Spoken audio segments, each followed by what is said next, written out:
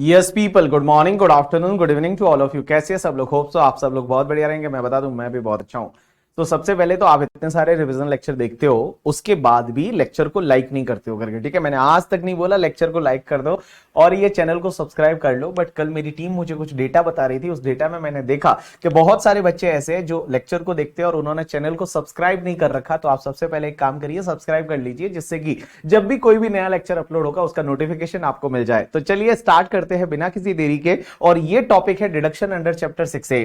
अब एक बात समझना, सबसे पहली चीज तो ये डिडक्शन क्या होता है। तो डिडक्शन कैसे मिलता है कि सबसे पहले आप एक काम करिए, 5 हेड की टोटल लगा दीजिए, salary, house property, business, capital gain, other sources की। उसको बोलते हैं ग्रॉस टोटल इनकम।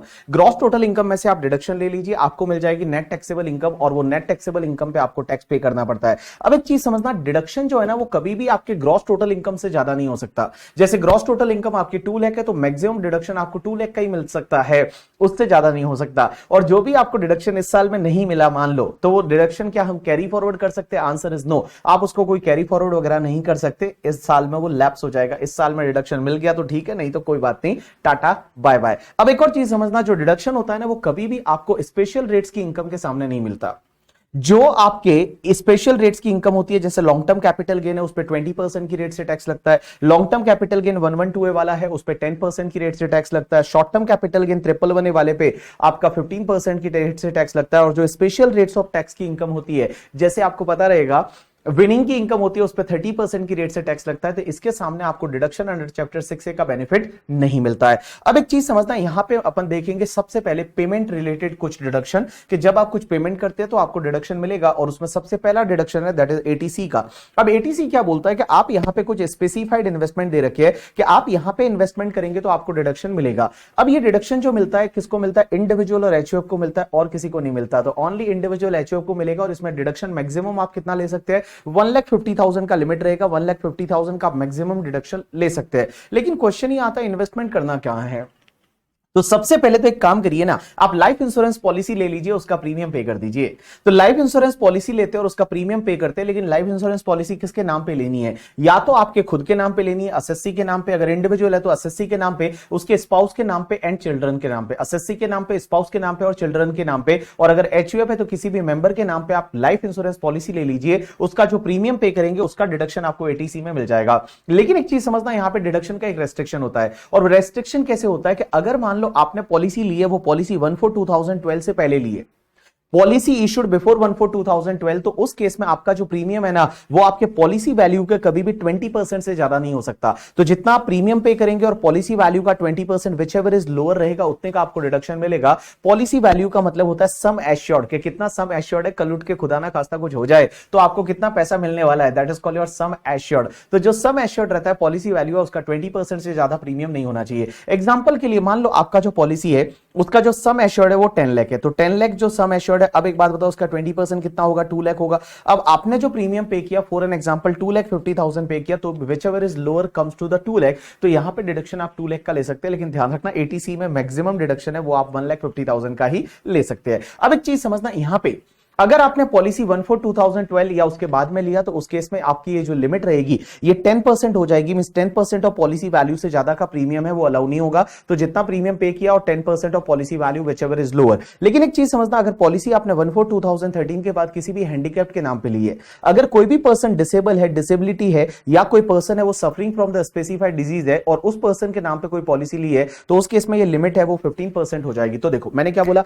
अगर आप लाइफ इंश्योरेंस पॉलिसी लेते हैं, उसका प्रीमियम पे करते हैं, आपको डिडक्शन मिल जाएगा। लेकिन कितना डिडक्शन मिलेगा? पॉलिसी 1/4/2012 से पहले ली है तो जो भी प्रीमियम पे किया और 20% of policy value which ever is lower. Policy 1/4/2012 है उसके बाद में ली है तो जितना प्रीमियम पे किया और पॉलिसी वैल्यू का 10% which ever is lower. Policy 1/4/2013 है उसके बाद में ली है किसी हैंडीकैप्ड के नाम पे, तो उस केस में क्या होगा? जितना भी आपने प्रीमियम पे किया और 15% of policy value which ever is lower, उतने का आपको डिडक्शन मिल जाएगा। अब एक काम करिए, आप लाइफ इंश्योरेंस पॉलिसी अगर इन्वेस्टमेंट करते हो तो अच्छी बात है, नहीं तो आप पीपीएफ में इन्वेस्टमेंट कर लीजिए, पब्लिक प्रोविडेंट फंड में आपको डिडक्शन मिल जाएगा। कोई किसके लिए पीपीएफ अकाउंट खुलवाना है? अगर मान लो एसएससी इंडिविजुअल है तो उसके खुद के लिए, स्पाउस के लिए या चिल्ड्रन के लिए, और अगर एचयूएफ है तो किसी भी मेंबर के नाम पे आप पीपीएफ में पैसा डालते हैं, आपको डिडक्शन मिल जाएगा। उसके बाद में एक बात समझना, जो एम्प्लॉय होता है ना, एम्प्लॉय खुद कॉन्ट्रीब्यूट करता है या तो स्टैट्यूटरी प्रोविडेंट फंड में या रिकॉग्नाइज्ड प्रोविडेंट फंड में या अप्रूव्ड सुपरएनुएशन फंड में, तो यहां पे डिडक्शन ले सकता है। तो एम्प्लॉय का जो खुद का कॉन्ट्रीब्यूशन रहता है जो कि एसपीएफ में जाता है, आरपीएफ में जाता है या एएसएफ में जाता है तो एम्प्लॉय उसका डिडक्शन ले सकता है।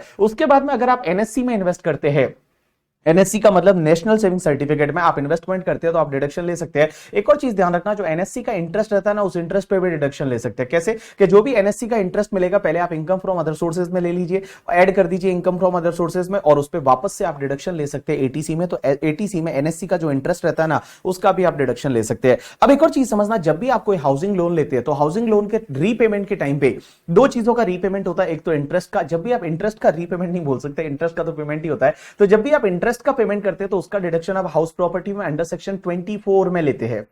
अंडर सेक्शन 24 में इंटरेस्ट का डिडक्शन लेते हैं, लेकिन जो प्रिंसिपल का डिडक्शन है वो एटीसी में ले सकते हैं। तो अगर आपने हाउसिंग लोन लिया था, और हाउसिंग लोन किसके लिए लिया था, या तो परचेज के लिए या कंस्ट्रक्शन के लिए, और आपने बैंक या फाइनेंशियल इंस्टीट्यूशन से लिया था और अब आप प्रिंसिपल का रीपेमेंट कर रहे हैं, तो जब भी आप प्रिंसिपल का रीपेमेंट करेंगे तो रीपेमेंट करते टाइम जो प्रिंसिपल अमाउंट का रीपेमेंट करेंगे उसका डिडक्शन आप यहां एटीसी में ले सकते हैं। नहीं तो आप एक काम करिए, बैंक में एक एफडी खुला दीजिए जो 5 साल या उससे ज्यादा के लिए है। तो बैंक या फिर आपका पोस्ट ऑफिस में आपने 5 ईयर्स या मोर के लिए फिक्स डिपॉजिट आपने खोला, फिक्स डिपॉजिट में इन्वेस्टमेंट किया जो 5 साल के लिए होनी चाहिए, तो उस केस में आप यहां पे डिडक्शन ले सकते हैं। नहीं तो एक काम करिए, आप अपने बच्चों का ट्यूशन फीस पे करिए। तो जो भी बच्चे हैं उनका ट्यूशन फीस अगर आप पे करते हैं, मैक्सिमम 2 बच्चों का ट्यूशन फीस पे करना है और वो full time education in India होना चाहिए, तो ट्यूशन फीस का आप यहां पे डिडक्शन ले सकते हैं। नहीं तो आप एक काम करिए, नाबार्ड में इन्वेस्ट करिए, नाबार्ड के कुछ नोटिफाइड बॉन्ड्स है उसमें इन्वेस्ट कर लीजिए, या फिर आप सीनियर सिटीजन सेविंग स्कीम में इन्वेस्ट करिए, या फिर आप यूलिप खरीदिए। यूलिप का मतलब होता है यूनिट लिंक्ड इंश्योरेंस पॉलिसी, ये इंश्योरेंस पॉलिसी ही होती है। तो आप यूलिप में इन्वेस्टमेंट करते हैं तो भी यहां पे डिडक्शन मिल जाएगा, या फिर म्यूचुअल फंड या यूटीआई की कुछ नोटिफाइड यूनिट होती है वो आप खरीदते हैं तो एटीसी में डिडक्शन मिल जाएगा।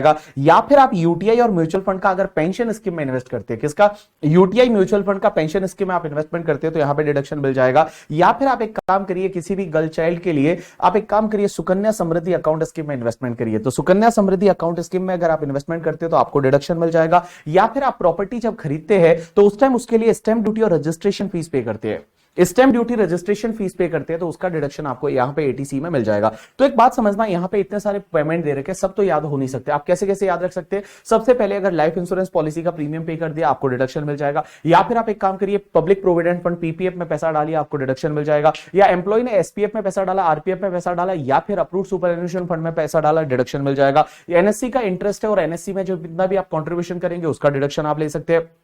हाउसिंग लोन का रीपेमेंट किया, प्रिंसिपल अमाउंट, उसका डिडक्शन ले सकते हैं। या फिर जब आप रजिस्ट्रेशन कराते हैं तब स्टैंप ड्यूटी रजिस्ट्रेशन फीस है उसका भी आप डिडक्शन ले सकते हैं। उसके बाद में आप 5 इयर्स के लिए एफडी में इन्वेस्ट करते हैं तो आप अगर डिडक्शन ले सकते हैं। आप अपने बच्चों का ट्यूशन फीस पे करते हैं, मैक्सिमम 2 बच्चों का, तो आप डिडक्शन ले सकते हैं। नाबार्ड में इन्वेस्ट करिए, या सीनियर सिटीजन सेविंग स्कीम में इन्वेस्ट करिए, या सुकन्या समृद्धि अकाउंट इन्वेस्टमेंट उसमें पैसा डालिए तो आपको यहां पे एटीसी में डिडक्शन मिल जाएगा। अब एक और चीज समझना, यहां पे एक और पॉइंट है कि अगर कोई भी एम्प्लॉय है जो सेंट्रल गवर्नमेंट का एम्प्लॉय है, और सेंट्रल गवर्नमेंट का एम्प्लॉय है, वो क्या करता है कि एनपीएस में पैसा डालता है, एनपीएस टायर 2 में करके। टायर 1 का डिडक्शन ऑलरेडी एटीसीसीडी 1 में मिलेगा, तो एटीसीसीडी 1 में जो है वो टायर 1 का मिलता है, और टायर 2 में अगर वो पैसा डालता है तो यहां पे उसको डिडक्शन मिलेगा। Not more relevant point, because एक सिर्फ सेंट्रल गवर्नमेंट के एम्प्लॉय के लिए है करके, ठीक है। तो देखो यहां पे अगर आप इन्वेस्टमेंट करते हैं तो आपको एटीसी में डिडक्शन मिल जाएगा। इसके बाद में यहां पे मैंने ये दे रखा है कि कुछ कंडीशन अगर वायलेट होगी, जैसे 5 इयर्स के लिए आपने एफडी बनाई थी और वो 5 इयर्स की एफडी बीच में ही आपने तोड़ दी, तो जिस ईयर में आपने एफडी तोड़ दी उस ईयर में वापस से वो डिडक्शन जो आप पहले आपने लिया था वो आपकी इनकम बन जाएगी। चलिए उसके बाद में नेक्स्ट सेक्शन पे चलते हैं, that is the 80CCC। 80CCC क्या बोलती है कि आप एक काम करिए, किसी भी पेंशन स्कीम है, अगर एलआईसी का या किसी इंश्योरेंस कंपनी का पेंशन स्कीम, जैसे एलआईसी या इंश्योरेंस कंपनी के जो पेंशन स्कीम होते हैं उसमें पैसा डालिए, इंडिविजुअल को यहां पे डिडक्शन मिलेगा, मैक्सिमम 1,50,000 का डिडक्शन मिल जाएगा। आप मुझे बोलेंगे कि सर पेंशन स्कीम तो एटीसी में भी कवर हुआ था ना, लेकिन आपको पता है एटीसी में जो पेंशन स्कीम कवर हुआ था ना वो किसका हुआ था, सिर्फ यूटीआई म्यूचुअल फंड का। तो यूटीआई म्यूचुअल फंड का पेंशन स्कीम है तो एटीसी में मिलेगा, लेकिन एलआईसी या किसी और इंश्योरेंस कंपनी का पेंशन स्कीम है तो आपको 80CCC में डिडक्शन मिल जाएगा, मैक्सिमम 1,50,000 का यहां पे डिडक्शन मिलता है। अब एक चीज समझना, एक सेक्शन होती है 80CCD, बहुत ही इंटरेस्टिंग सेक्शन है और एग्जाम में इससे रिलेटेड क्वेश्चन आ सकता है। ये सेक्शन बोलती है कि आप अगर इन्वेस्टमेंट करते हैं सेंट्रल गवर्नमेंट के पेंशन स्कीम में, सेंट्रल गवर्नमेंट के पेंशन स्कीम को बहुत सारे लोग न्यू पेंशन स्कीम भी बोलते हैं, जिसको अपन एनपीएस बोलते हैं, न्यू पेंशन स्कीम, या नेशनल पेंशन स्कीम भी बोलते हैं, अटल पेंशन योजना भी बोलते हैं। तो 80CCD में डिडक्शन मिलेगा। आपको कहां पे इन्वेस्टमेंट करना है, या तो आप डालिए पैसा कहां, सेंट्रल गवर्नमेंट पेंशन स्कीम, या जिसको न्यू पेंशन स्कीम बोलते हैं, नेशनल पेंशन स्कीम बोलते हैं, या अटल पेंशन योजना बोलते हैं, उसमें अगर आप पैसा डालते हैं आपको यहां पर डिडक्शन मिल जाएगा। अब डिडक्शन कितना मिलेगा, सबसे पहले तो अगर आपका खुद का कंट्रीब्यूशन कितना है, तो जो खुद का कंट्रीब्यूशन रहता है ना, सबसे पहले मैं सैलरी एम्प्लॉय की बात करूंगा, तो सैलरी एम्प्लॉय के केस में जो खुद का एम्प्लॉय का खुद का कंट्रीब्यूशन है, वो एम्प्लॉय का कंट्रीब्यूशन और 10% of salary which ever is lower का डिडक्शन मिल जाएगा। तो जितना एम्प्लॉय ने खुद ने कंट्रीब्यूट किया और 10% of salary which ever is lower है, उतने का डिडक्शन मिल जाएगा। और यहां सैलरी की डेफिनेशन में आप क्या लेंगे, या तो बेसिक, एक तो बेसिक सैलरी लेंगे और उसके साथ डीए इन टर्म्स लेंगे। तो बेसिक सैलरी और डीए इन टर्म्स है, उसका आप 10% लीजिए और एम्प्लॉय ने खुद ने कितना कंट्रीब्यूट किया, विच एवर इज लोअर है, उतने का डिडक्शन आपको 80 सीसीडी सबसेक्शन 1 में मिलेगा, 80 सीसीडी 1 में। लेकिन अगर आप मान लो एम्प्लॉय नहीं हो, आप सेल्फ एम्प्लॉयड हो, जैसे मैं मेरी बात करता हूं, मैं सेल्फ एम्प्लॉयड हूं, मैं कोई एम्प्लॉय तो हूं नहीं, तो मैं जो है मैं बिजनेस करता हूं, क्या मैं भी डाल सकता हूं इस पेंशन स्कीम में पैसा? Answer is yes. और लेकिन मुझे कितना डिडक्शन मिलेगा पता है, जितना मैंने कंट्रीब्यूशन किया और 20% of the gross total income which ever is lower. तो जितना मैंने कंट्रीब्यूशन किया और 20% of gross total income which ever is lower. तो देखो बेटा, 80 सीसीडी किस चीज की बात करती है, आप पैसा डालते हैं या तो एनपीएस में, न्यू पेंशन स्कीम, उसको सेंट्रल गवर्नमेंट पेंशन स्कीम भी बोलते हैं, इसको नेशनल पेंशन स्कीम भी बोलते हैं, अटल पेंशन योजना भी बोलते हैं। अगर आप इसमें पैसा डालते हैं आपको डिडक्शन मिलेगा। 80 सीसीडी 1 क्या बोलता है कि अगर एम्प्लॉय खुद कंट्रीब्यूट करता है तो एम्प्लॉय का जितना कंट्रीब्यूशन है और 10% of salary which ever is lower का डिडक्शन मिलेगा। अगर आप एम्प्लॉय नहीं हो, आप सेल्फ एम्प्लॉयड हो, आप कंट्रीब्यूशन करोगे तो आपको डिडक्शन मिलेगा। कितना मिलेगा? आपका जितना खुद का कंट्रीब्यूशन है और 20% of gross total income which ever is lower. अब एक चीज समझना, इसमें जब आपका खुद का कंट्रीब्यूशन जो करते हो, इसमें अगर डिडक्शन आपको पूरा नहीं मिलता है तो उस केस में एक सेक्शन हुआ करती है 80 सीसीडी 1बी। 80 सीसीडी 1बी क्या बोलती है कि एडिशनली आप 50,000 का डिडक्शन ले सकते हैं। I can take one example, जैसे मान लो फॉर एन एग्जांपल मेरा जो ग्रॉस टोटल इनकम है, that gross total income is for an example is 5 lakh. Gross total income is 5 lakh, तो 5 लाख का 20% कितना होगा मैं बताऊं? 1 लाख होगा। 5 लाख का 20% कम्स टू 1 लाख। अब मैंने क्या किया, मैंने कंट्रीब्यूशन किया है वो 1,70,000 का कंट्रीब्यूशन किया है, तो 1,70,000 का कंट्रीब्यूशन किया और 1 lakh whichever is lower comes to 1 lakh, तो मैं बोलूं यहां पे डिडक्शन मुझे 1 लाख का ही मिल रहा है। तो क्या ये 70,000 का एक्सेस कंट्रीब्यूशन है वो तो ऐसे ही जा रहा है, तो क्वेश्चन ही आता है क्या मैं उसका डिडक्शन 1बी में ले सकता हूं? आंसर इज यस, 1बी में मैं डिडक्शन ले सकता हूं, बट मैक्सिमम 50,000 तक ले सकता हूं। क्या ऐसा हो सकता है कि पहले मैं 1बी ले लूं और फिर उसके बाद 80 सीसीडी 1 लूं? आंसर इज यस, ऐसा कर सकते हैं, कोई दिक्कत नहीं। I can take one example, जैसे मान लो आपका खुद का कंट्रीब्यूशन है वो यहां पे 1,30,000 था, मेरा खुद का कंट्रीब्यूशन 1,30,000 था और 1 lakh whichever is lower is 1 lakh deduction मिलेगा। 30,000 का मैं 1बी में ले सकता हूं, बट ऐसा कर सकता हूं क्या कि 1बी में पहले 50,000 ले लूं और फिर 80,000 में 1 में लूं? ऐसा कर सकता हूं? आंसर इज यस, आप ऐसा कर सकते हैं, कोई दिक्कत नहीं है। तो आप 80 सीसीडी 1बी में पहले 50,000 ले लीजिए और उसके बाद में आप 80 सीसीडी 1 में लीजिए, बिकॉज इसका एक और रीजन ये होता है कि 80 सीसीडी 1 होता है ना, ये आपके 80 सीसीई की एक लिमिट होती है 1,50,000 की, उस लिमिट में 1 आता है बट 1 भी नहीं आता करके, ठीक है। तो ये बेटर रहेगा कि आप एक काम करिए, 1बी को आप पहले ले लीजिए 50,000 और जो भी आपका रिमेनिंग रहेगा उसको आप फिर 80 सीसीडी 1 में लीजिए। यू गॉट माय पॉइंट और नॉट? यस। अब एक चीज समझना, जो एम्प्लॉयर कंट्रीब्यूशन करता है ना, तो एम्प्लॉयर का कंट्रीब्यूशन है उस पर डिडक्शन एम्प्लॉय को मिलेगा। तो सबसे पहली चीज तो ये ध्यान रखना कि जब भी एम्प्लॉयर कोई भी कंट्रीब्यूशन करता है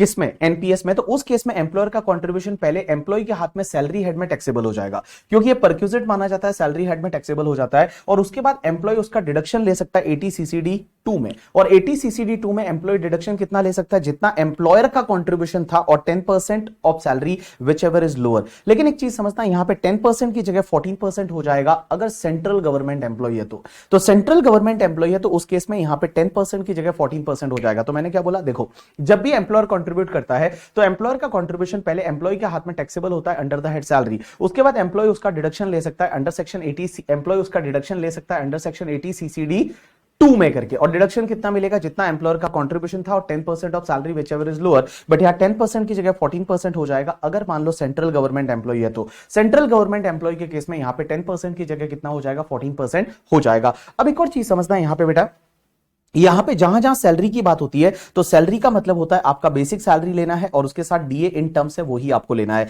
एक और चीज समझना, बहुत बार ऐसा होता है कि आप अपना अकाउंट क्लोज करा देते हो, जो एनपीएस का अकाउंट है आप क्लोज करा के और पैसे निकाल देते हो तो उस केस में क्या होगा, तो मैं बताऊं उस केस में क्या होगा, 60% आपकी इनकम है वो एग्जेम्प्ट हो जाएगी और 40% है वो टैक्सेबल होगा। तो जो भी आप विड्रॉ करोगे, अकाउंट आपने क्लोज करा दिया, तो उस केस में 60% है वो आपके लिए एग्जेम्प्ट हो जाएगी, 40% टैक्सेबल होगी। इसको ऐसा समझिए ना, एग्रीकल्चर इनकम में क्या होता है, वो टी के केस में 40-60 होता है ना, तो वैसा ही कुछ है, यहाँ पे 40% टैक्सेबल होगा और 60% क्या हो जाएगा, एग्जेम्प्ट हो जाएगा। लेकिन अगर मान लो कोई पर्सन की डेथ हो जाती है और डेथ के केस में अगर पैसा निकालते हैं, अगर डेथ के केस में पैसा निकालते हैं ना, अगर डेथ के केस में पैसा निकालते तो उस केस में पूरा एग्जेम्प्ट हो जाएगा, कोई दिक्कत नहीं। जब डेथ हुआ और डेथ के केस में पैसा निकाला तो पूरा एग्जेम्प्ट हो जाएगा। अब एक और चीज समझना, बहुत बार क्या होता है कि आपका अगर पीएफ का बैलेंस था, जैसे रिकॉग्नाइज प्रोविडेंट फंड था, और रिकॉग्नाइज प्रोविडेंट फंड से आपने सोचा कि हमारा इस पैसे को एनपीएस में ट्रांसफर कर देते हैं, तो क्या आप कर सकते हैं? Answer is yes. उसमें कोई भी टैक्स इंप्लीकेशन नहीं है, no need to do any paid any taxes. आप आरपीएफ का balance as it is NPS में ट्रांसफर करा सकते हैं। एक और चीज समझना, बहुत बार ऐसा होता है कि आप क्या करते हैं, पार्शियल विड्रॉ करना चाहते हैं पैसा। पार्शियल विड्रॉ का मतलब होता है कि आपने पूरा अकाउंट क्लोज नहीं करा रहे, आप कुछ पैसा विड्रॉ करना चाहते हैं। तो यहां पे लॉ मेकर्स बोलते हैं कि एम्प्लॉय जो है, एम्प्लॉय अगर कुछ पैसा विड्रॉ करना चाहता है तो जितना भी वो विड्रॉ कर रहा है करके, ठीक है, वहां देखना पड़ेगा कि उसका टोटल जो डिपॉजिट था उसमें से अगर उसने 25% तक विड्रॉ किया तो उस पर कोई भी टैक्स नहीं लगेगा। बट 25% से ज्यादा का अगर उसका विड्रॉ है तो बाकी वाला टैक्सेबल हो जाएगा। जैसे आई कैन टेक एग्जांपल, उसका कंट्रीब्यूशन टोटल था वो 10 लाख का बैलेंस था, 10 लाख में से अगर वो 2,50,000 विड्रॉ करता है कोई दिक्कत नहीं, उससे ज्यादा विड्रॉ करता है तो ज्यादा वाला अमाउंट है वो टैक्सेबल हो जाएगा। अब एक और चीज समझना, यहां पे आपके साथ चिटिंग होती है, क्योंकि एटीसी क्या बोलता है, मैक्सिमम डिडक्शन 1,50,000 का मिलेगा। एटीसीसीसी क्या बोलता है, मैक्सिमम डिडक्शन 1,50,000 का मिलेगा। एटीसीसीडी 1 में कोई लिमिट ही नहीं है। लेकिन यहां पे एक सेक्शन है एटीसीसीई, ये टांग अड़ाती है। ये सेक्शन बोलती है कि आपका एग्रीगेट एटीसी, एटीसीसी और एटीसीसीडी 1 ये तीनों मिला के आपका मैक्सिमम 1,50,000 हो सकता है, उससे ज्यादा नहीं हो सकता। यहां पे एक चीज ध्यान रखना, इस लिमिट में एटीसीसीडी 1 भी कवर नहीं हुआ है एंड एटीसीसीडी 2 कवर नहीं हुआ है। तो एटीसीसीडी 1 भी और एटीसीसीडी 2 है वो इस 1,50,000 की लिमिट में नहीं आएगा, वो कितना भी है उसका आपको डिडक्शन मिल जाएगा। यू गॉट माई पॉइंट और नॉट? यस। नेक्स्ट सेक्शन चालू करते हैं, that is the ATD. ATD क्या बोलती है समझने की कोशिश करना। अगर आप एक काम करते हो, करो हेल्थ इंश्योरेंस ले लो, हेल्थ इंश्योरेंस ले लो, मींस उसका मेडिकल इंश्योरेंस प्रीमियम अगर आप पे करते हो तो आपको एटीडी में डिडक्शन मिलेगा। या तो हेल्थ इंश्योरेंस ले लो, नहीं तो आप एक काम करिए, सेंट्रल गवर्नमेंट हेल्थ स्कीम का पेमेंट कर दीजिए, या फिर आप प्रिवेंटिव हेल्थ चेकअप करवाइए तो आपको डिडक्शन मिल जाएगा, या फिर मेडिकल ट्रीटमेंट कराइए। बट ये मेडिकल ट्रीटमेंट का डिडक्शन है ना, ये सिर्फ सीनियर सिटीजन को मिलता है। मीन सीनियर सिटीजन के लिए अगर मान लो हेल्थ इंश्योरेंस पॉलिसी नहीं है, मीन उसके लिए मेडिक्लेम नहीं है, तो उस केस में अगर आप उसका क्या करवाते हैं, मेडिकल ट्रीटमेंट कराते हैं, तो उसका भी डिडक्शन आपको मिल जाएगा। चालू करते हैं, अभी अपन समझने की कोशिश करते हैं। सबसे पहली चीज, ये जो डिडक्शन है ना, ये डिडक्शन किसको मिलेगा, इंडिविजुअल और एचयूएफ को मिलेगा, ओनली इंडिविजुअल एंड एचयूएफ को। और यहां पे आपको क्वेश्चन ही आता है, सर किसके लिए कराना है। तो देखो, जो भी आप मेडिक्लेम लोगे, मींस हेल्थ इंश्योरेंस प्रीमियम पे करोगे, या सेंट्रल गवर्नमेंट हेल्थ स्कीम में पैसा डालोगे, या प्रिवेंटिव हेल्थ चेकअप कराओगे, मेडिकल ट्रीटमेंट कराओगे, सबसे पहली चीज तो सर किसके लिए खर्चा करना है। तो एक काम करिए, अगर इंडिविजुअल एसएससी है तो खुद के लिए करिए, या फिर स्पाउस के लिए करिए, या डिपेंडेंट चिल्ड्रन के लिए करिए। यहां पे चिल्ड्रन के लिए वर्ड यूज हुआ है, डिपेंडेंट चिल्ड्रन के लिए या फिर पेरेंट्स के लिए करिए तो आपको डिडक्शन मिल जाएगा। तो या तो खुद के लिए, या स्पाउस के लिए, या फिर डिपेंडेंट चिल्ड्रन के लिए, या पेरेंट्स के लिए, तो आपको डिडक्शन मिल जाएगा। अगर मैं एचयूएफ की बात करूं तो एचयूएफ के केस में क्या करना है, किसी भी मेंबर के लिए करिए तो एचयूएफ को डिडक्शन मिल जाएगा। अब एक चीज समझना, यहां पे डिडक्शन कितना मिलता है, तो डिडक्शन कितना मिलेगा उसमें समझने की कोशिश करना। जैसे कोई इंडिविजुअल है तो इंडिविजुअल के लिए, खुद के लिए, स्पाउस के लिए एंड डिपेंडेंट चिल्ड्रन के लिए, तीनों का मिलके, इंडिविजुअल का खुद का, स्पाउस का, इंडिपेंडेंट चिल्ड्रन का, तीनों का मिलके मैक्सिमम 25,000 का डिडक्शन मिलेगा। लेकिन अगर इसमें से कोई भी सीनियर सिटीजन है, मींस खुद स्पाउस या डिपेंडेंट चिल्ड्रन, उसमें से कोई भी सीनियर सिटीजन है और उसके लिए अगर मेडिकल इंश्योरेंस पॉलिसी लिया जाता है तो 25,000 का लिमिट एडिशनल हो जाएगा और मैक्सिमम 50,000 का डिडक्शन मिलेगा। तो मैंने क्या बोला, देखो मैं खुद के लिए, स्पाउस के लिए, मेरे डिपेंडेंट चिल्ड्रन के लिए, तीनों का मिला के मुझे मैक्सिमम डिडक्शन 25,000 का मिल सकता है। लेकिन अगर मान लो हम तीनों में से कोई भी सीनियर सिटीजन है और उसके लिए अगर हेल्थ इंश्योरेंस पॉलिसी ली जाती है तो उसमें 25,000 का एडिशनल डिडक्शन मिल जाएगा और टोटल 50,000 यहां लिमिट हो जाएगी।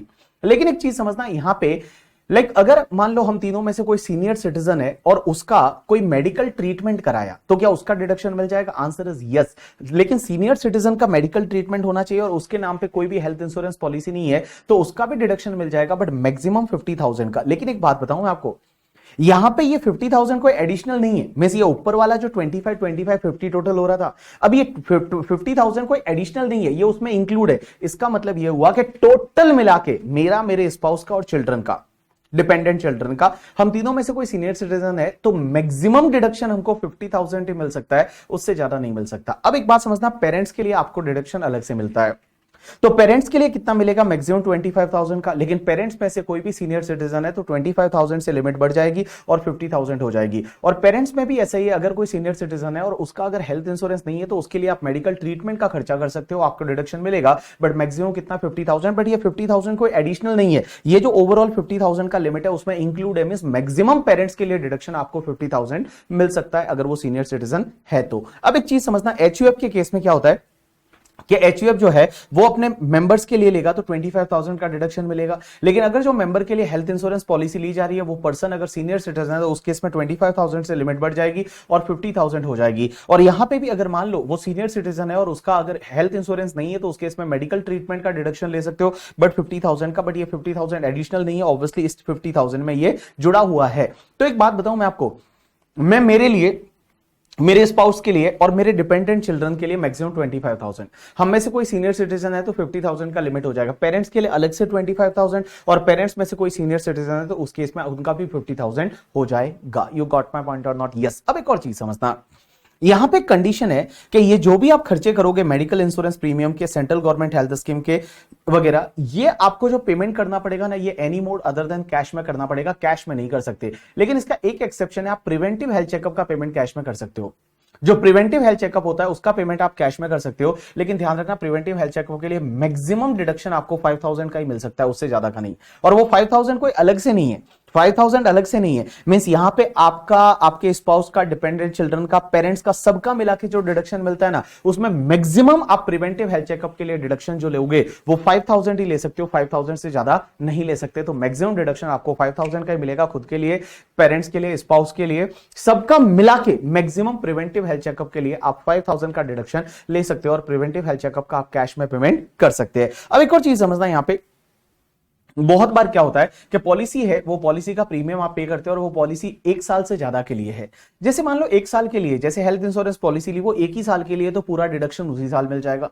लेकिन आजकल ये अलाउ है कि पॉलिसी का पेमेंट आप है वो मल्टीपल ईयर के लिए एक साथ में कर सकते हैं। जैसे मान लो मैंने 5 इयर्स के लिए पॉलिसी ली, तो उस केस में लॉ मेकर्स ये बोलते हैं कि जितने साल तक वो पॉलिसी इन फोर्स है उतने साल में उसका डिडक्शन मिलेगा। जितने साल के लिए ये पॉलिसी इन फोर्स है उतने साल में उसका डिडक्शन मिलेगा। एग्जांपल के लिए मैंने यहां पे दे रखा है, जैसे मैंने क्या किया कि 60,000 का प्रीमियम पे किया, 5 इयर्स का पॉलिसी लिया, लेकिन ये पॉलिसी मैंने लिया 1/11/2021 को। तो एक बात बताओ, 1/11/2021 को लिया तो मैं बोलूं ये पॉलिसी एक्सपायर होगी 31 अक्टूबर 2026 को, तो मैं बोलूं यहां पे आपका 31 अक्टूबर 2026 को ये पॉलिसी एक्सपायर होगी, तो इसका जो डिडक्शन मिलेगा ना वो प्रीवियस ईयर 21 से लेके 26 27 तक मिलेगा। मींस यहां पे 21 22 से लेके 26 27 तक अगर आप काउंट करोगे तो 6 प्रीवियस ईयर रहेंगे और 6 प्रीवियस ईयर तक ये पॉलिसी इन फोर्स है, तो 6 प्रीवियस ईयर में इसका डिडक्शन मिल जाएगा। तो यहां पे डिवाइड बाय 6 हो जाएगा, मींस एवरी ईयर आपको 10,000 का डिडक्शन है वो आपको मिल जाएगा।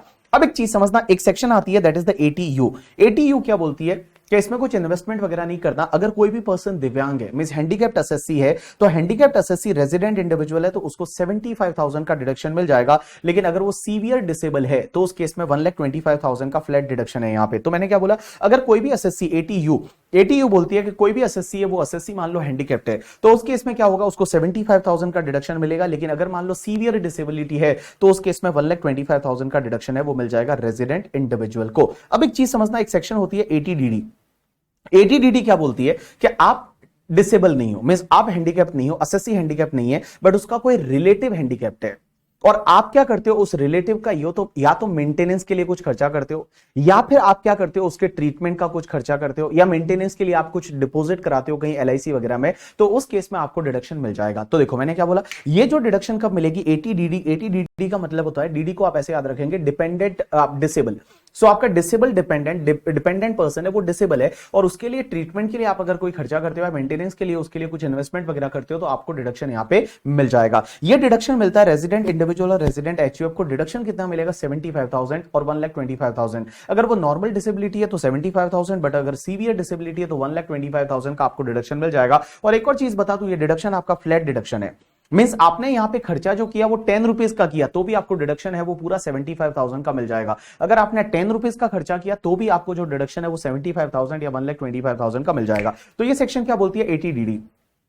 डिपेंडेंट डिसेबल मींस आपका जो डिपेंडेंट है वो डिसेबल है, आपके उसके ट्रीटमेंट पे कोई खर्चा करते हो या फिर उसके लिए मेंटेनेंस के लिए कुछ इन्वेस्टमेंट वगैरह करते हो तो आपको डिडक्शन मिलेगा 75,000 और 1,25,000 depend on the disability irrespective of your expenditure. Expenditure भले 5 रुपए का आपने किया तो भी यहां पे आपको जो डिडक्शन मिल जाएगा वो 75,000 1,25,000 मिल जाएगा। लेकिन क्वेश्चन ये आता है डिपेंडेंट रिलेटिव का मतलब होता क्या है।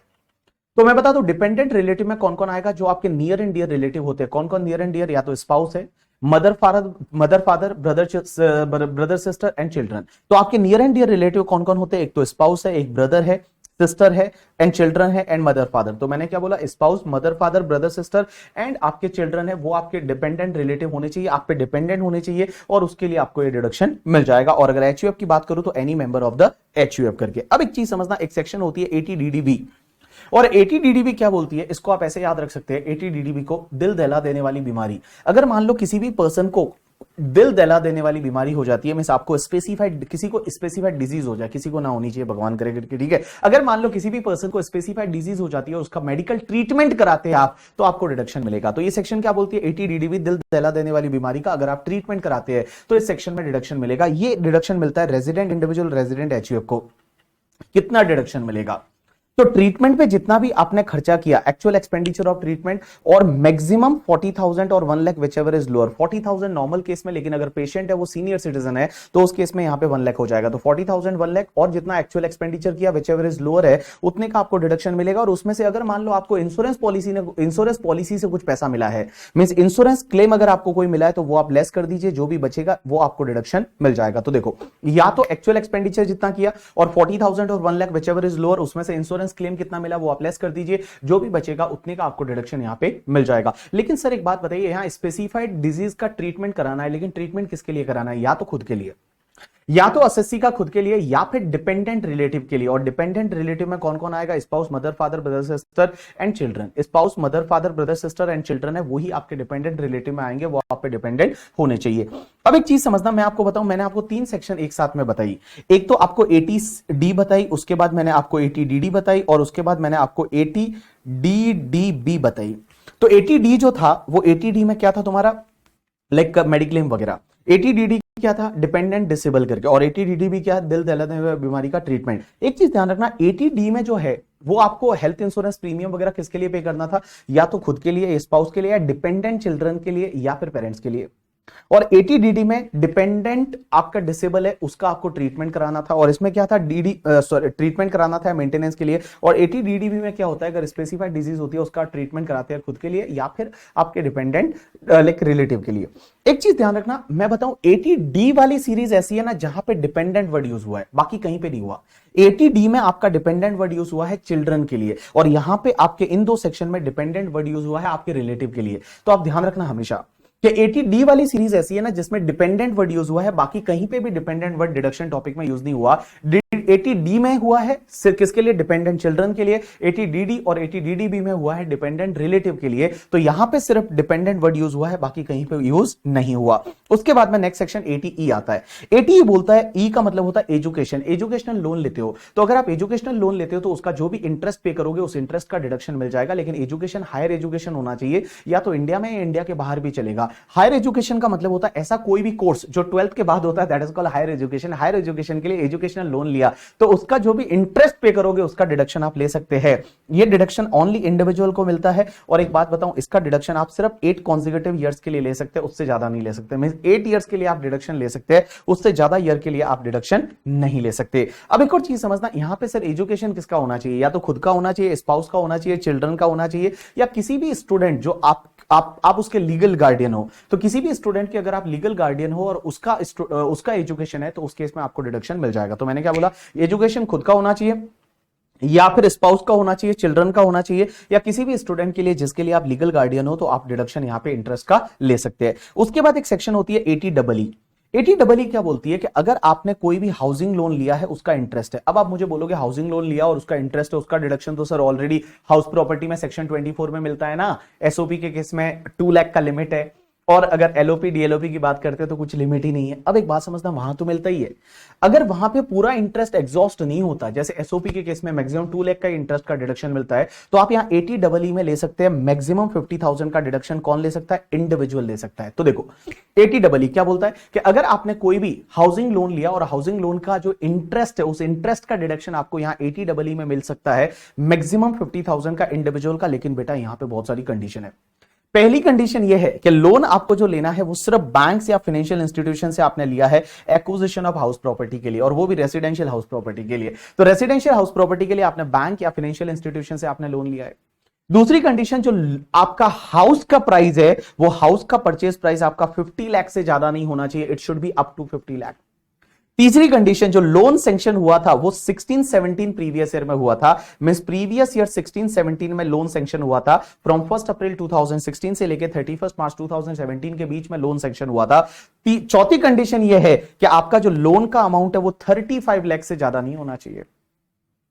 जो लोन का अमाउंट है वो 35 लाख से ज्यादा नहीं होना चाहिए। और लास्ट कंडीशन ये है कि आपके पास और कोई घर नहीं होना चाहिए, या आपका फर्स्ट हाउस होना चाहिए, या आपका फर्स्ट हाउस होना चाहिए, आपके पास और कोई घर नहीं होना चाहिए on the date of the sanction of the loan. अगर ये सब कंडीशन सेटिस्फाइड हो जाती है तो आप 50,000 का डिडक्शन यहां पे ले सकते हैं। तो देखो मैंने क्या बोला, 80E, ये डिडक्शन किसको मिलेगा? सिर्फ इंडिविजुअल को मिलेगा, मैक्सिमम 50,000 का डिडक्शन मिलेगा। लेकिन यहां पे 4 कंडीशन है। पहली कंडीशन, लोन है वो बैंक या फाइनेंशियल इंस्टीट्यूशन से लेना है। दूसरी कंडीशन, आपके हाउस का प्राइस है वो 50 लाख से ज्यादा नहीं होना चाहिए। लोन जो है वो 35 लाख से ज्यादा नहीं होना चाहिए। और लोन है वो आपके 16-17 में सैंक्शन होना चाहिए, और सैंक्शन की डेट पे आपके पास कोई भी घर नहीं होना चाहिए। अगर ये ऑल कंडीशन सेटिस्फाइड होती है तो 50,000 का डिडक्शन आप यहां पे ले सकते हैं। अब हमेशा ध्यान रखना, आप पहले 2 लाख का डिडक्शन हाउस प्रॉपर्टी में लेंगे। एसओपी के केस में देखो, एलओपी डीएलओपी तो पूरा डिडक्शन आप वहां पे ले लो, यहां पे आने की जरूरत ही नहीं है। बट अगर मान लो एसओपी है तो आप एक काम करिए, 2 लाख का डिडक्शन पहले आप हाउस प्रॉपर्टी में लीजिए, और उसके बाद वाला जो बाकी डिडक्शन है वो आप यहां पे 80 में लेंगे। अब एक बात समझना, ये सेक्शन ज्यादा नहीं पूछी जा सकती, आपको एग्जाम में पूछी जाएगी ये वाली सेक्शन 80EE करके। ये सेक्शन भी बोलती है हाउसिंग लोन का इंटरेस्ट। अब आप बोलेंगे 80EE भी पढ़ा, लेकिन 80E एक नई सेक्शन है। ये सेक्शन क्या बोलती है कि अगर आप हाउसिंग लोन लेते हैं और हाउसिंग लोन का जो इंटरेस्ट है सिर्फ इंडिविजुअल को यहां पे डिडक्शन मिलेगा, लेकिन यहां पे डिडक्शन है वो आपको मैक्सिमम 1,50,000 का मिलेगा। मैक्सिमम 1,50,000 तक यहां पे आप इंटरेस्ट का डिडक्शन ले सकते हैं। मींस 2 लाख का आप हाउस प्रॉपर्टी में ले लीजिए, और उसके बाद मैक्सिमम 1,50,000 का डिडक्शन है वो आप यहां पे ले लीजिए। लेकिन यहां पे भी कुछ कंडीशन है। पहली कंडीशन यह है कि जो आपको लोन लेना है वो बैंक या फाइनेंशियल इंस्टीट्यूशन से लेना है। दूसरी कंडीशन यह है कि स्टैंप ड्यूटी वैल्यू एसडीवी उस प्रॉपर्टी का 45 लाख तक होना चाहिए। ये कंडीशन वहां पे नहीं थी। उस वाली सेक्शन में क्या थी? वो कंडीशन थी कि परचेज प्राइस इतना होना चाहिए, और लाइक क्या बोलते हैं उसका, लोन का अमाउंट इतना होना चाहिए। इस सेक्शन में वो कंडीशन नहीं है। इस सेक्शन में सिर्फ एक कंडीशन है कि एसडीवी ऑफ आपका प्रॉपर्टी है वो स्टैंप ड्यूटी वैल्यू उस प्रॉपर्टी का 45 लाख से ज्यादा नहीं होना चाहिए। तीसरी कंडीशन, लोन सैंक्शन होना चाहिए बिटवीन 1 अप्रैल 2019 से लेकर 31 मार्च 2022 के बीच में। मींस यहां पे आपके 19, 20, 21, 22 3 साल का पीरियड है। इस 3 साल के बीच में आपका लोन सैंक्शन होना चाहिए। और भैया जिस दिन आपका लोन सैंक्शन हुआ उस दिन आपके पास और कोई घर नहीं होना चाहिए। जिस दिन आपका लोन सैंक्शन हुआ उस दिन आपके पास और कोई घर नहीं होना चाहिए। अगर ये सब चारों कंडीशन सेटिस्फाइड हो जाती है तो आप 1,50,000 का डिडक्शन यहां पे इस सेक्शन में 80EE में ले सकते हैं। तो मैंने क्या बोला, देखो 80EE क्या बोलता है, हाउसिंग लोन का इंटरेस्ट मैक्सिमम 1,50,000 का डिडक्शन मिलेगा इंडिविजुअल को। लेकिन यहां पे कुछ कंडीशन है। पहला कंडीशन, लोन बैंक या फाइनेंशियल इंस्टीट्यूशन से लेना है। दूसरी कंडीशन, जो एसडीवी ऑफ द प्रॉपर्टी है वो 45 लाख से ज्यादा नहीं होनी चाहिए। तीसरी कंडीशन, लोन सैंक्शन होना चाहिए 1/4/2019 से लेके 31 मार्च 2022 के बीच में। एसएससी का लोन जिस दिन सैंक्शन हुआ उस दिन उसके पास एक भी हाउस प्रॉपर्टी है वो हाउस प्रॉपर्टी ओन नहीं करता है करके, ठीक है। और बेटा सिंपल सी बात है, पहले आप डिडक्शन कहां पे लेंगे, वहां पे लेंगे करके हाउस प्रॉपर्टी में, और उसके बाद में अगर कोई बच जाता है तो 1,50,000 तक का डिडक्शन आप यहां पे ले लेंगे। यू गॉट माय पॉइंट और not? Yes. Now next section 80EEB। ये सेक्शन बोलती है कि अगर आप इलेक्ट्रिक व्हीकल के लिए लोन लेते हैं, आजकल ईबी को आप ऐसे बोल सकते हैं electric like bike, not bike नहीं बोल सकते करके, ठीक है। तो आप इलेक्ट्रिक व्हीकल के लिए आप क्या करते हैं, लोन लेते हैं।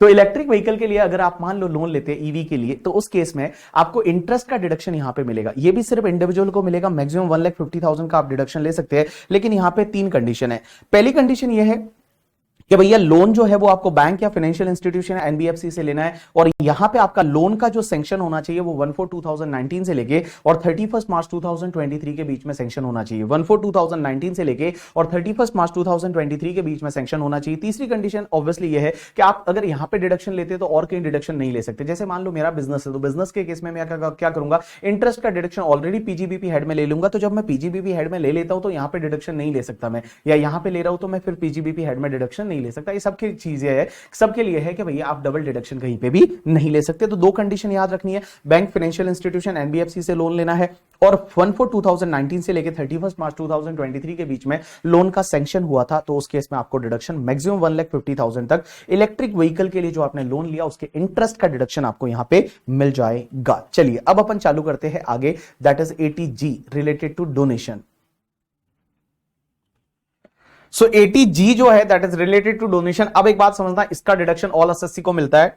इसका मतलब इंडिविजुअल हो, एचयूएफ हो, कंपनी हो, पार्टनरशिप फर्म हो, सबको मिलता है, कोई दिक्कत नहीं है। अब एक चीज समझना, इसमें दो तरह की कैटेगरी होती है, एक होती है अनलिमिटेड कैटेगरी और एक होती है तुम्हारी लिमिटेड कैटेगरी। सबसे पहले हम बात करते हैं अनलिमिटेड कैटेगरी में क्या क्या आएगा।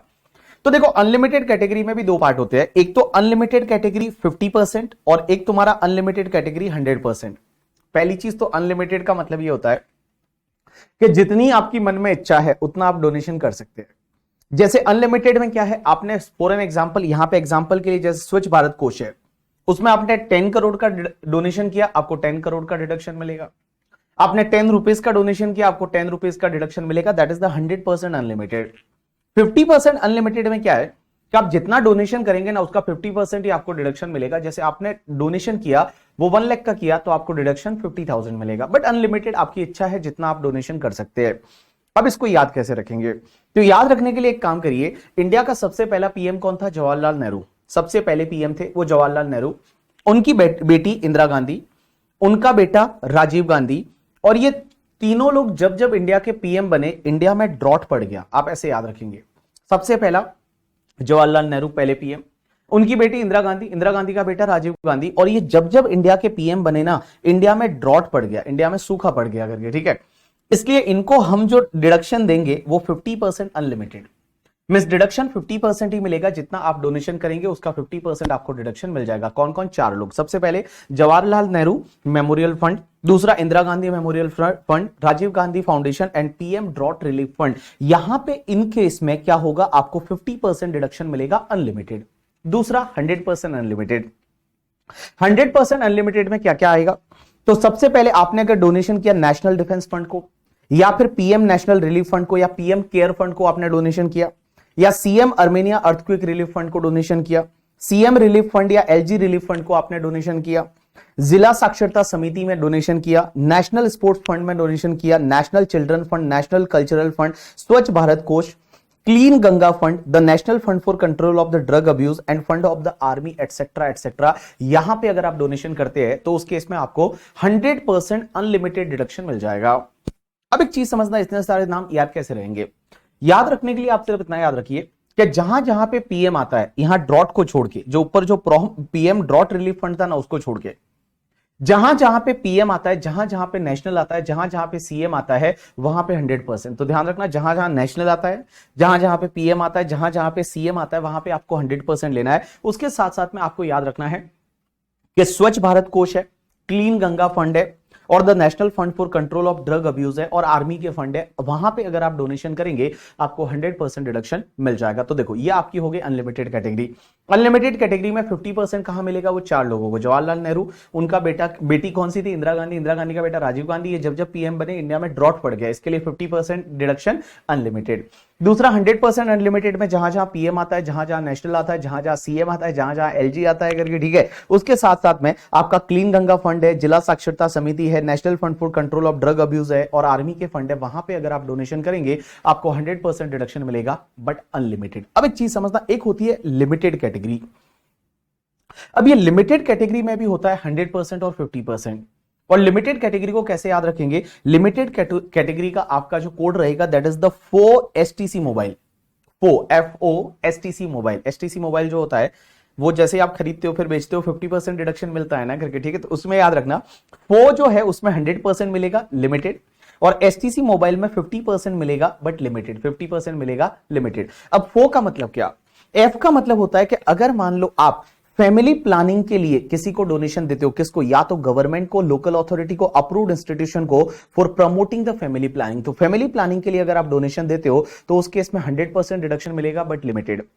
और दूसरा तुम्हारा ओ का मतलब होता है फो में एफ का मतलब फैमिली प्लानिंग, ओ का मतलब अगर किसी कंपनी ने, ये सिर्फ कंपनी के लिए, कंपनी ने क्या किया, ओलंपिक एसोसिएशन को या किसी भी अदर इंस्टीट्यूशन को development for infrastructure for the sports in India, उसके लिए आपने डोनेशन दिया, तो ओलंपिक एसोसिएशन को या किसी भी अदर इंस्टीट्यूशन को इंडिया में स्पोर्ट्स इंफ्रास्ट्रक्चर के डेवलपमेंट के लिए आपने डोनेशन दिया, आपको 100% डिडक्शन मिलेगा बट लिमिटेड।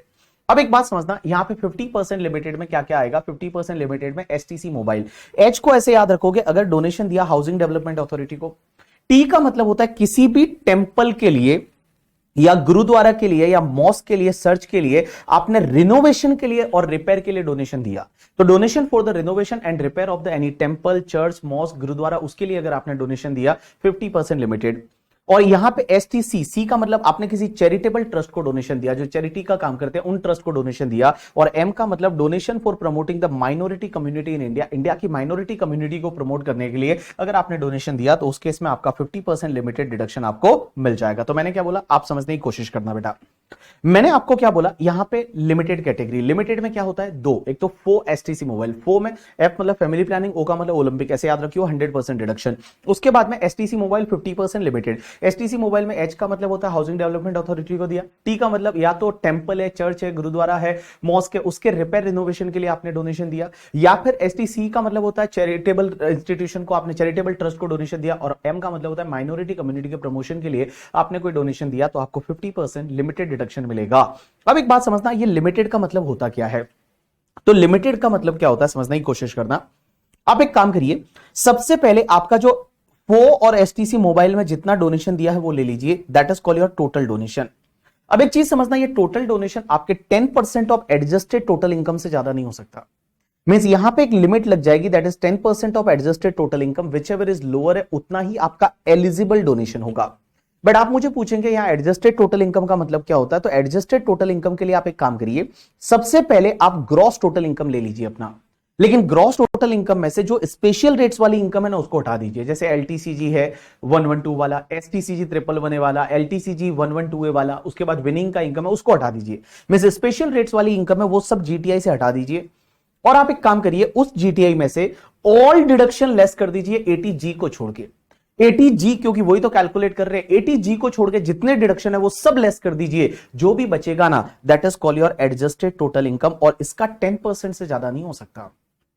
तो यहां पे क्या करेंगे, 10% ऑफ एडजस्टेड टोटल इनकम, ये आ जाएगा आपका एडजस्टेड एलिजिबल डोनेशन। अब एक चीज समझना, जो एलिजिबल डोनेशन होता है ना उसमें से आप हमेशा फर्स्ट प्रायोरिटी देंगे किसको, फो को, क्योंकि फो में क्या हो रहा है 100% डिडक्शन मिल रहा है, और जो बैलेंस बचेगा वो एसटीसी मोबाइल को देंगे और उसमें आपको 50% का डिडक्शन मिल जाएगा। यू गॉट माय पॉइंट और नॉट? यस। अब एक और चीज समझना है, यहां पे इस सेक्शन में आपको डिडक्शन तभी मिलेगा जब आप डोनेशन अगर 2000 रुपए से ज्यादा है तो आपको कैश में नहीं करना है, मींस अगर कैश में अगर आपने 2000 से ज्यादा का डोनेशन किया तो आपको डिडक्शन नहीं मिलेगा। 2000 से कम का डोनेशन है या 2000 तक का जो डोनेशन है वो आप कैश में कर सकते हैं, बट 2000 से ज्यादा का डोनेशन है तो वो आप कैश में नहीं कर सकते करके, ठीक है। अब एक और चीज समझना, एसटीसी मोबाइल में जो सी वाला चैरिटेबल ट्रस्ट के लिए ना, वो चैरिटेबल ट्रस्ट आपका रजिस्टर्ड होना चाहिए एटीजी में, एटीजी में अगर वो रजिस्टर्ड ट्रस्ट है और उसको डोनेशन किया तो ही आपको डिडक्शन मिलेगा। अब एक चीज समझना, ये वाला पॉइंट आप छोड़ सकते हैं, आपके लिए नहीं है।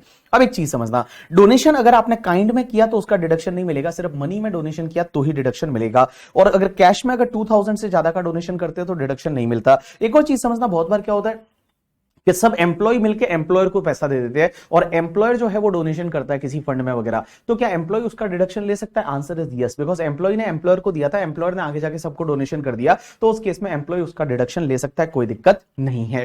Next section एटीजीजी। एटीजीजी ये बोलती है कि अगर मान लो आप कोई रेंट पे रहते हैं, अगर आप रेंट पे रहते हैं और रेंट पे कर रहे हैं और आप एचआरए का डिडक्शन नहीं ले रहे, सैलरी हेड में आपको एचआरए जो है उसका डिडक्शन नहीं ले रहे, मींस एचआरए वहां पे आपको मिल ही नहीं रहा है, एचआरए आपको नहीं मिल रहा है, और अगर आप कहीं हाउस प्रॉपर्टी का रेंट पे कर रहे हैं तो उस केस में आप 80GG में डिडक्शन ले सकते हैं। कितना डिडक्शन मिलेगा पता है?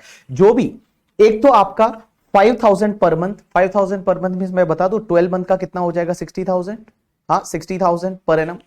सो 5,000 पर मंथ। दूसरा 25% of adjusted gross total income, और rent paid minus 10% of adjusted GTI, whichever is lower है उतने का आप डिडक्शन ले सकते हैं। कितना ले सकते हैं? एक तो मैंने बोला 5,000 पर मंथ, दूसरा तुम्हारा 25% of adjusted gross total income, और तीसरा तुम्हारा rent paid minus 10% of the adjusted GTI, whichever is lower है उतने का आप डिडक्शन ले सकते हैं। लेकिन इसमें कंडीशन है कि जहां पे आप अपनी ड्यूटी परफॉर्म कर रहे हैं ना, वहां पे आपकी स्पाउस या आपका स्पाउस जो है, स्पाउस माइनर चाइल्ड या एचयूएफ है, उसके पास वहां पे घर नहीं होना चाहिए।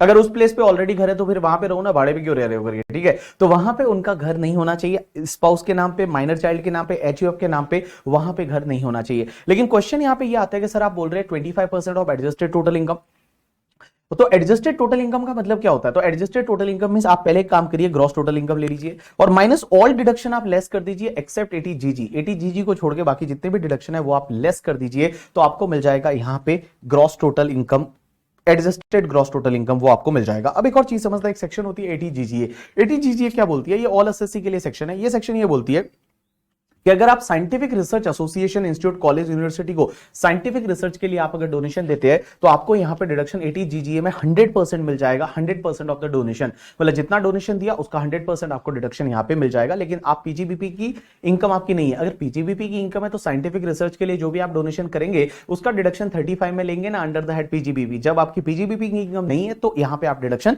ले सकते हैं। उसके बाद 80जीजीबी क्या होती है और 80जीजीसी, दोनों ही सेक्शन सिमिलर है। 80जीजीबी ये बोलती है कि अगर कोई भी इंडियन कंपनी है वो किसी पॉलिटिकल पार्टी या इलेक्टोरल ट्रस्ट को डोनेशन देती है तो 100% डिडक्शन यहां पे मिल जाएगा। और 80जीजीसी ये बोलती है कि इंडियन कंपनी को छोड़ के बाकी कोई पर्सन है वो अगर किसी पॉलिटिकल पार्टी या इलेक्टोरल ट्रस्ट को डोनेशन देता है तो 100% डिडक्शन यहां पे मिल जाएगा। लेकिन एक चीज समझना, यहां पे एक कंडीशन है कि अगर मान लो आप किसी पॉलिटिकल पार्टी को या फिर इलेक्टोरल ट्रस्ट को डोनेशन देते हैं तो आप कैश में नहीं कर सकते। अगर आपने कैश में डोनेशन दिया तो उस केस में आपको डिडक्शन नहीं मिलेगा, अदर देन कैश है तो ही आपको डिडक्शन मिलेगा। नेक्स्ट सेक्शन 80JJAA, ये ध्यान रखनी है आपको, ठीक है।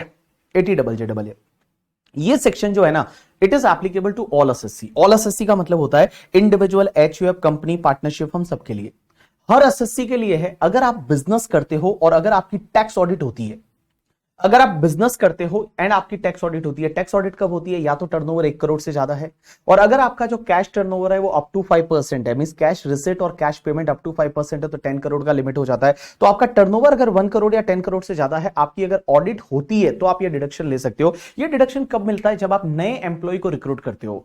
आप एक काम करिए, नए नए एम्प्लॉय को जॉब दीजिए और नए एम्प्लॉय को जब जॉब देंगे तो उसको सैलरी पे करेंगे ना, उस सैलरी का पहले तो 100% डिडक्शन आपको मिल जाएगा, कहां? पीजीबीपी में, और उसके बाद 30% एक्स्ट्रा डिडक्शन आप यहां पे ले सकते हैं। 30% ऑफ द जो भी सैलरी आप पे करेंगे, 30% ऑफ एडिशनल एम्प्लॉय कॉस्ट रहेगा ना, उसका डिडक्शन आप यहां पे ले सकते हैं। लेकिन यहां पे कुछ कंडीशन है। सर एडिशनल एम्प्लॉय का मतलब क्या होता है? एडिशनल एम्प्लॉय का मतलब इस साल जो आपने नए रिक्रूट किए वो एडिशनल एम्प्लॉय माने जाएंगे। अब एक बात समझना, अगर आपका पहला ही साल है बिजनेस का आपका अगर पहला ही साल है, फर्स्ट ईयर है, तो जो भी एम्प्लॉय आप रिक्रूट करेंगे वो सब नए एम्प्लॉय है। लेकिन अगर मान लो आपका ऑलरेडी एग्जिस्टिंग बिजनेस है तो उस केस में लॉ मेकर्स बोलते हैं कि आपके ओवरऑल नंबर ऑफ एम्प्लॉय में इंक्रीमेंट होना चाहिए। इसका मतलब यह हुआ कि जैसे मान लो स्टार्टिंग में मींस ओपनिंग एम्प्लॉय आपके 100 थे, उसमें से इस साल इन्होंने आपने क्या किया, 15 ने ज्वाइन किया, और मान लो 10 एम्प्लॉय आपका जॉब छोड़ के चले गए, तो मैं बताऊं लास्ट में आपके पास 105 बचे। सो टोटल एम्प्लॉय यहां पे 105 लास्ट में बचते, तो यहां पे क्या एडिशनल एम्प्लॉय आपके 15 लेंगे? ना बाबा ना, यहां पे एडिशनल एम्प्लॉय सिर्फ 5 लेंगे, और 5 को जो सैलरी आप पे करेंगे उसका 30% का डिडक्शन आप यहां पे ले सकते हैं। तो हमेशा ध्यान रखना, एडिशनल एम्प्लॉय का मतलब एग्जिस्टिंग बिजनेस में क्या होता है, जितना इंक्रीमेंट हुआ, ओपनिंग देखिए, क्लोजिंग देखिए, कितना इंक्रीमेंट हुआ, वो आपके न्यू एम्प्लॉय माने जाएंगे, और उनको जो सैलरी पे किया उसका डिडक्शन आप यहां पे ले सकते हैं। और ये डिडक्शन आप 3 कॉन्सेक्यूटिव ईयर तक ले सकते हैं। मींस इस साल आपने डिडक्शन लिया, फिर अगले साल आपने लिया, फिर अगले साल लिया, मींस इस साल जो नए एम्प्लॉय रिक्रूट किए उसका इस साल ले लीजिए, अगले साल जो नए एम्प्लॉय रिक्रूट करेंगे उसका अगले साल ले लेंगे, उसके अगले साल जो रिक्रूट करेंगे उसका अगले साल लेंगे। मींस मैक्सिमम 3 इयर्स तक आप ये डिडक्शन ले सकते हैं। अब एक और चीज समझना, यहां पे कंडीशन है कि जो एम्प्लॉय को सैलरी वगैरह आप पे करोगे वो अदर देन कैश होना चाहिए। मींस आप कैश में पे नहीं करोगे करके, ठीक है। आपको अकाउंट पे चेक, अकाउंट पे demand draft, any mode of electronic clearing system through bank account और एनी अदर इलेक्ट्रॉनिक मोड से ही आपको पेमेंट करना पड़ेगा। आप कैश या बेरर चेक वगैरह है उससे आप सैलरी का पेमेंट नहीं करेंगे। लेकिन एक चीज समझना, यहां पे इस डिडक्शन के लिए वो वाला एम्प्लॉय नहीं आएगा जिसका सैलरी 25,000 से ज्यादा है।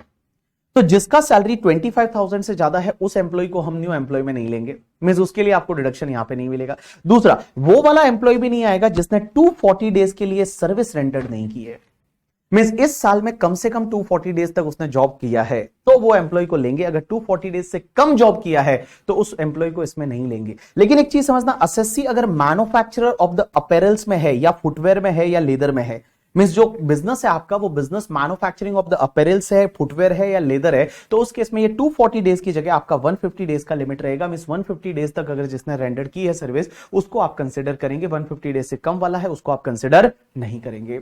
एक और चीज ध्यान रखना, अगर कोई एम्प्लॉय आरपीएफ में पार्टिसिपेट नहीं करता है तो उसको आप नहीं लेंगे। आरपीएफ में पार्टिसिपेट नहीं करता तो उसको आप नहीं लेंगे, मतलब एम्प्लॉय आरपीएफ में पार्टिसिपेट करता है उसी को हम यहां पे लेंगे। और एक और चीज समझना, ऐसा एम्प्लॉय है जिसके लिए अगर गवर्नमेंट ने पूरा अंडर एम्प्लॉय पेंशन स्कीम पूरा कंट्रीब्यूशन, अगर फुल कंट्रीब्यूशन गवर्नमेंट ने किया है तो उस एम्प्लॉय को भी हम नहीं लेंगे। तो आप कैसे याद रखेंगे, देखो तो यहां पे न्यू एम्प्लॉय में कौन कौन से एम्प्लॉय को लेना है। पहली कंडीशन यह है कि एम्प्लॉय का सैलरी है वो 25,000 से कम होना चाहिए, 25,000 तक होना चाहिए, 25,000 से ज्यादा नहीं होना चाहिए। दूसरी कंडीशन, वो एम्प्लॉय एटलीस्ट 240 डेज या उससे ज्यादा इस साल में काम किया है, या अपैरल्स के मैन्युफैक्चरिंग, फुटवेयर के मैन्युफैक्चरिंग या तुम्हारा लेदर के मैन्युफैक्चरिंग में ये 240 डेज की जगह 150 डेज का लिमिट हो जाएगा। और तीसरा कंडीशन, वो एम्प्लॉय है वो आरपीएफ में पार्टिसिपेट करता हो। और चौथी कंडीशन यह है कि उसके लिए गवर्नमेंट कोई एम्प्लॉय पेंशन स्कीम में पैसा नहीं डाल रही है करके, ठीक है, उस वाले एम्प्लॉय को हम यहां पे कंसीडर करेंगे। अब यहां पे एक और चीज समझना, एक क्लेरिफिकेशन आता है कि अगर मान लो कोई एम्प्लॉय है जिसने मान लो फॉर एन एग्जांपल आपके 1 मार्च को जॉब ज्वाइन किया, तो 1 मार्च को जॉब ज्वाइन किया तो इस साल में तो 30 डेज ही जॉब किया, तो इस साल में तो आप उसको न्यू एम्प्लॉय में नहीं मानेंगे, आपको डिडक्शन नहीं मिलेगा। लेकिन क्या अगले साल अगर वो पूरा जॉब कर लेता है तो क्या अगले साल के लिए उसको न्यू एम्प्लॉय में कंसीडर करेंगे? यानी आंसर इज यस, अगले साल के लिए आप उसको न्यू एम्प्लॉय में कंसीडर करेंगे और अगले साल आप इसका डिडक्शन ले सकते हैं, कोई दिक्कत नहीं है। अब एक और चीज समझना, अगर आपको ये डिडक्शन लेना है ना तो आपकी बुक्स ऑफ अकाउंट से उसकी ऑडिट करानी पड़ेगी और जो ऑडिट रिपोर्ट है वो सबमिट करनी पड़ेगी up to the due date of the audit. जो ऑडिट की ड्यू डेट होती है that is the 30th September of assessment year. Means return filing की ड्यू डेट से 1 महीने पहले आपको ऑडिट करानी पड़ती है, ऑडिट की रिपोर्ट है वो आपको सबमिट करनी पड़ेगी। Next section ATQQB। अब ATQQB क्या बोलती है कि अगर मान लो आप कोई बुक्स लिखते हो या तो लिटरेसी पे या आर्टिस्टिक वर्क की या फिर आपका साइंटिफिक नेचर की बुक है और बुक पे अगर आपको कोई रॉयल्टी मिलती है तो उस केस में रेजिडेंट इंडिविजुअल जो है ना वो डिडक्शन ले सकता है उस रॉयल्टी का। रॉयल्टी पहले इनकम फ्रॉम अदर सोर्सेज में टैक्सेबल कर दीजिए या बिजनेस में टैक्सेबल कर दीजिए और उसके बाद में आप यहां पे डिडक्शन लेंगे। अदर सोर्सेज में नॉर्मली टैक्सेबल होती है रॉयल्टी, तो अदर सोर्सेज में टैक्सेबल कर दीजिए और उसके बाद आप यहां पे डिडक्शन लीजिए। डिडक्शन कितना ले पाएंगे पता है? जो भी आपकी एलिजिबल रॉयल्टी है, जितनी आपको एलिजिबल रॉयल्टी है और 3 lakh whichever is lower का आपको डिडक्शन मिलेगा। लेकिन क्वेश्चन ही आता है एलिजिबल रॉयल्टी का मतलब क्या होता है? तो एलिजिबल रॉयल्टी का मतलब होता है कि भैया अगर आपको लमसम रॉयल्टी मिलती है, बहुत बार बुक्स पे आपको लमसम रॉयल्टी मिलती है हर साल, तो जो लमसम रॉयल्टी मिली वही एलिजिबल रॉयल्टी है। लेकिन अगर मान लो आपको बुक्स पे लमसम रॉयल्टी नहीं मिलती है, बहुत बार क्या होता है जो रॉयल्टी है ना वो रॉयल्टी परसेंटेज फॉर्म में मिलती है कि जितनी बुक ऑफ एमआरपी की बुक आपकी बिकेगी उस पे कुछ 20%, 25%, 15%, 10% ऐसे रॉयल्टी मिलेगी। तो हमेशा ध्यान रखना एलिजिबल रॉयल्टी के लिए आपका 15% of value of book sold ही आप ले सकते हैं। जैसे एग्जामिनर आपको ये ऐसे देगा कि अगर मान लो आपको 3 लाख रुपीस का रॉयल्टी मिला है इस साल और ये आपका 20% ऑफ द बुक सोल्ड है, तो 20% ऑफ बुक सोल्ड है तो पूरे 3 लाख पे डिडक्शन नहीं मिलेगा। 3 लाख टैक्सेबल तो पूरा होगा बट आप डिडक्शन कैसे मिलेगा कि 3 लाख जो रॉयल्टी है दिस इज फॉर द 20%, सो 15% कितना होगा? तो 15% के लिए जो प्रोपोर्शनेट आएगा वही आपका एलिजिबल रॉयल्टी होगा डिडक्शन पर्पस के लिए। तो मैंने क्या बोला, देखो डिडक्शन कितना मिलेगा, जो भी आपका एलिजिबल रॉयल्टी है और आपका 3 lakh whichever is lower है उतने का डिडक्शन मिलेगा। और एलिजिबल रॉयल्टी का मतलब होता है कि अगर मान लो आपको लमसम रॉयल्टी मिलता है तो जितना रॉयल्टी मिला है वो एलिजिबल रॉयल्टी है, बट अगर मान लो आपको परसेंटेज फॉर्म पे मिलता है तो उस चीज में ध्यान रखना मैक्सिमम 50% है वही आपका एलिजिबल रॉयल्टी बनेगा।